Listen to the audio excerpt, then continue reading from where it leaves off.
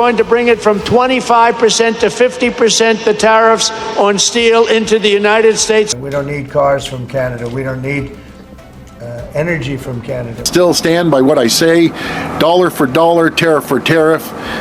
They understand strength, not weakness. Breaking now. Donald Trump is applying pressure. Canada is responding with reform. And the result is something almost no one expected. For decades, Canada talked about being a single economy. In reality, it wasn't. It was easier to trade with foreign countries than with your own neighbors. Provincial borders acted like economic checkpoints. Licenses stopped workers, regulations stopped businesses. Local protectionism quietly drained billions from the economy every single year. Everyone knew it was broken. No one could fix it. Until Trump tried to break Canada from the outside. When Trump began threatening Canadian trade access, he believed he had leverage. He assumed dependence meant weakness. He assumed pressure would force submission. What he didn't realize was that Canada's biggest economic weakness wasn't America, it was itself. And once that became clear, everything changed. To understand how dramatic this shift is, you have to understand how dysfunctional the old system really was. A professional trained in one province couldn't automatically work in another.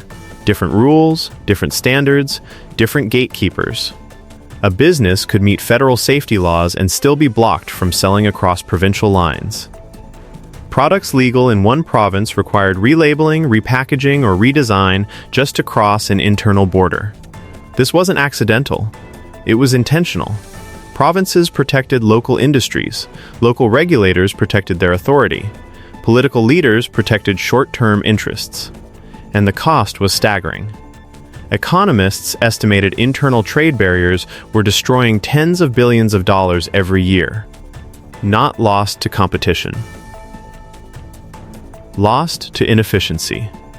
Canada preached free trade abroad while practicing fragmentation at home. The absurdity reached the point where courts were asked to rule on whether Canadians could legally move goods they owned from one province to another.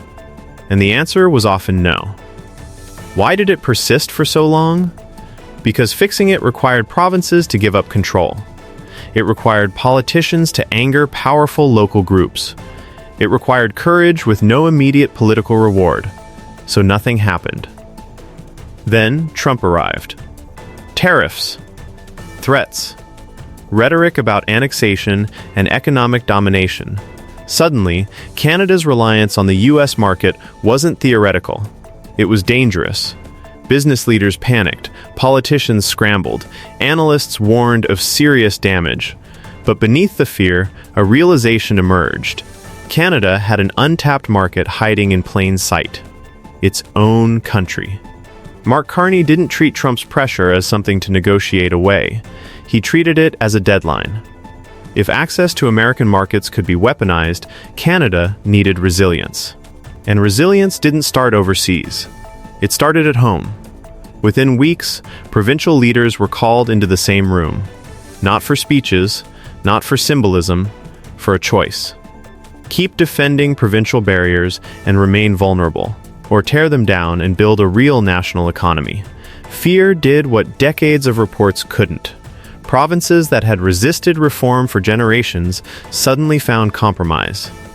Not because they became idealistic, because the cost of inaction became higher than the cost of change. What followed wasn't gradual reform. It was structural. Professional credentials became portable. A worker certified in one province could work in another without starting over. Businesses could sell nationally if they met federal standards. Government contracts opened beyond provincial favoritism. Procurement rules stopped quietly excluding outside firms. The effect was immediate. Labor shortages eased as workers moved to where demand existed. Businesses expanded across provincial lines without hiring compliance teams just to navigate paperwork. Competition increased. Costs dropped. Projects that had stalled due to regulatory complexity suddenly moved forward. Interprovincial trade surged. What had been modeled as long-term growth started appearing in months. Supply chains reorganized.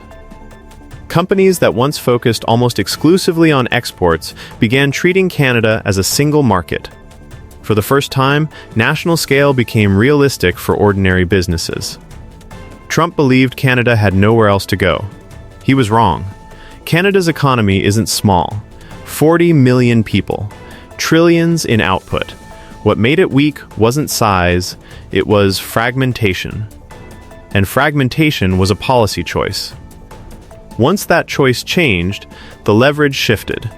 Every dollar earned internally is a dollar less exposed to external pressure. Every worker who can move freely is a worker less trapped by politics. Every company that sells nationally is a company less dependent on Washington's mood. Trump thought pressure would demonstrate power. Instead, it revealed vulnerability. Because leverage only works when alternatives don't exist. And Canada just created one. The irony is unavoidable. Trump's strategy relied on the idea that Canada would protect the status quo, that it would cling to an inefficient system rather than confront entrenched interests. That fear would paralyze reform. Instead, fear accelerated it. The transformation is still unfolding. Not every barrier is gone. Some industries remain heavily protected, political resistance hasn't vanished. But the direction is unmistakable. Momentum has replaced inertia. Provinces that once blocked reform now compete to implement it faster. Business groups that spent decades lobbying quietly now demand more change. The national conversation has shifted from whether reform is possible to how far it should go. And every new threat from Washington reinforces that shift. This is what Trump never understood about pressure. It can force adaptation. And adaptation can permanently reduce dependence.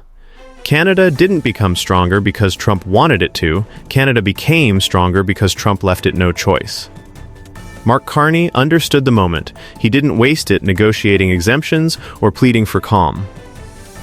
He used it to do what Canadian leaders had failed to do for half a century.